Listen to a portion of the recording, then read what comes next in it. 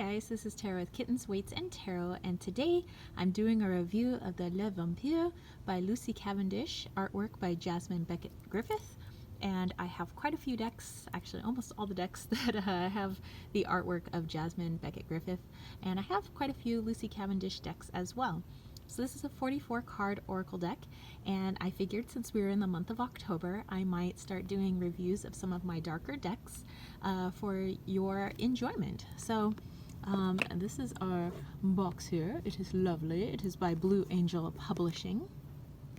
And the intention of these reviews is not so people can go out and have huge collections of decks, or even to coerce people into buying a deck, but more for a celebration of artwork. You know, I love art, which is why I love decks, because then it's like you get, you know, so many different pieces of art within a deck. Like here I get 44 different pieces of Jasmine Beckett Griffith's artwork, you know, which I love. So it has a beautiful blue, which actually matches my 3 nails here. So we have the guidebook here, and ooh, Bram Stoker.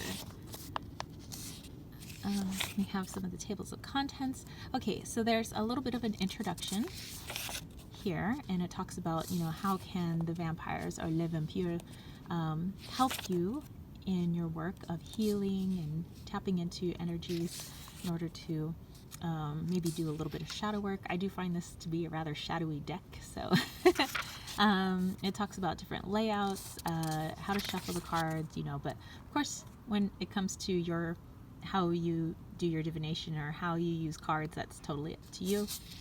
There's a few different spreads here for you guys. And then it goes right into the card messages. So it's how it's laid out. It gives you the keywords and the word that is on the card itself, and then it goes into what the vampire, or the Le Vampire, have to say within the, you know, guidebook here.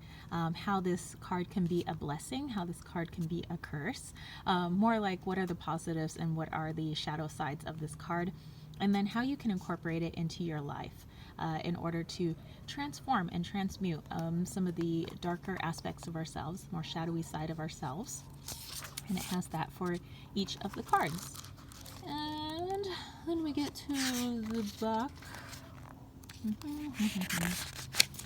And we have a little bit about our author and a little bit about our artist.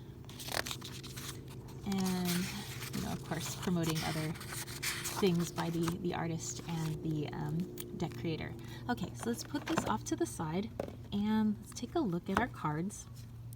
They are quite large, so if you have smaller hands, these might be harder to shuffle, but I would suggest maybe possibly doing a top shuffle for people with smaller hands. I don't think I have like huge hands. I like can't palm basketballs or anything like that, but I am 5'8", so I guess I got a little bit bigger hands. So let me zoom in. All right, so first of all, these are very glossy, but I don't find that they're super slidey and slick. I do love the artwork, of course, on the back of this card. Very creepy cute. And I love the colors as well. I would say it's got pretty good cardstock, you know, so whatever type of shuffler you are, along with the coating and the thickness of the card itself, I think it's going to stand up to many years of use. And I've had this deck around, I don't know, like 3 or 4 years. It's stood up to the test of time. So let me flip these over and we'll take a look at these cards. And my cards are out of order because, like I've said, this deck's probably about, maybe it's longer than 3 years I've had this deck. But it's a working deck. I use it once in a while with my clients. It more depends on the energy coming off the client, the person that I'm reading for, because it's a pretty heavy deck. It's pretty dark, and it brings up a lot of things for people that maybe people aren't ready to work through yet. So I use caution when using it with others and with myself as well. You know, if I'm not ready to work on some of the bigger items, I'm still working on smaller stuff, I might have this deck just kind of off to the side. It's low-key. Love the wolves. It's one of my totems.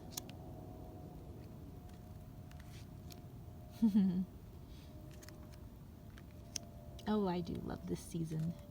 And I don't just bust this deck out for, you know, the season of Samhain or Halloween or All Hallows Eve. It's kind of a whenever. I feel the need to do a little bit of shadow work.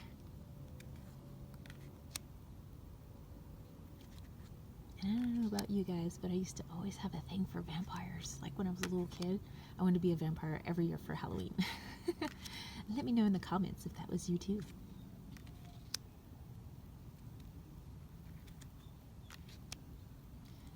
I think Jasmine Beckett Griffith has some beautiful, beautiful artwork. One day I would actually love to own one of her like actual paintings. That would be lovely. Have that in my space. I think that would be great. I love how she does the eyes. They look so glossy.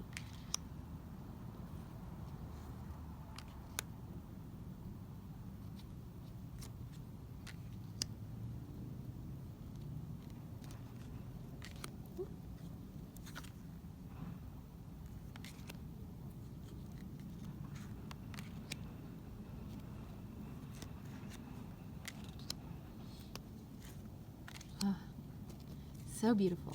That is our last card. All right, let's zoom back out. All right, I'm going to do a little bit of shuffle with this deck real quick.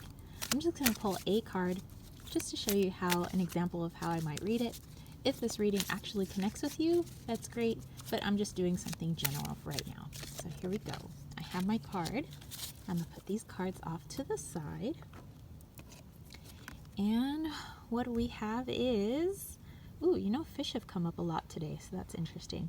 Supernatural, inexplicable, miraculous, otherworldly. You know, I really feel that this is, you know, talking about, ooh, they have butterfly wings, by the way. So it's like a transformation through, you know, I see fish, water as like emotions, intuition. So it's like a transformation of maybe how you deal with emotions or how you work with your intuition.